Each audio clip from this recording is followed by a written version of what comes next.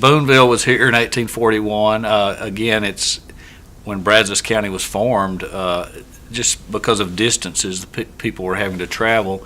As more and more of Austin's colonists came north of Washington on the Brazos into this area between the Navasota and the Brazos River, it was a lot of burden on them to travel back to get communication, do legal paperwork or anything. So they separated and created Navasota County out of Washington County, set up the town of Boonville as the county seat, and built a log cabin courthouse there. And then for 25 years, that was the county seat. It was not a populated town other than the local elected officials, the sheriff, the jail, blacksmith, a few hotels. But the railroad came. They had started building railroads in Houston in the early 1850s, and it was very slow starting to get it done. But by the late 1850s, they were really going and purchasing right-of-way, and the Houston and Texas Central was purchased right through Brazos County, and they would set up their own towns. They would purchase land or be given right-of-way for purchasing land, or vice versa, at incremental distances, usually 25 miles or so up the railroad.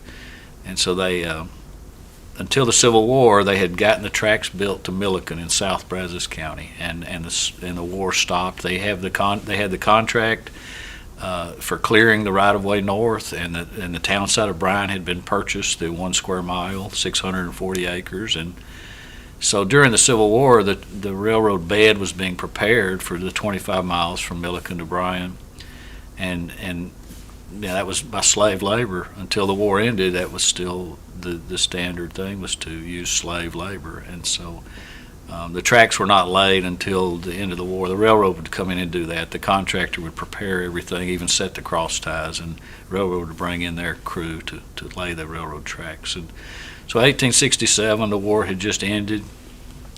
They literally laid the tracks, brought the first train into Bryan in October, early fall of 1867.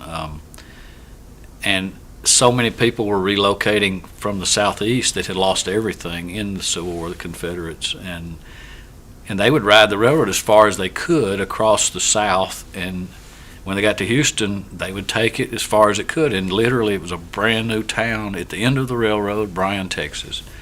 Didn't even go to Hearne yet, it was just dead ended. So their choice was to get off and set up, buy some land and set up here, or get a stagecoach and keep going. And a high percentage of Confederate veterans from the southeast, ones that had not fought in Texas units, ended up in Bryan. The Bryan Cemetery has got a very high number of them, 160 or so, and they were all relocated. And a lot of the town names, the prominent names in Bryan, the Astons and the Howells, were all relocated Confederate soldiers that had come to Bryan.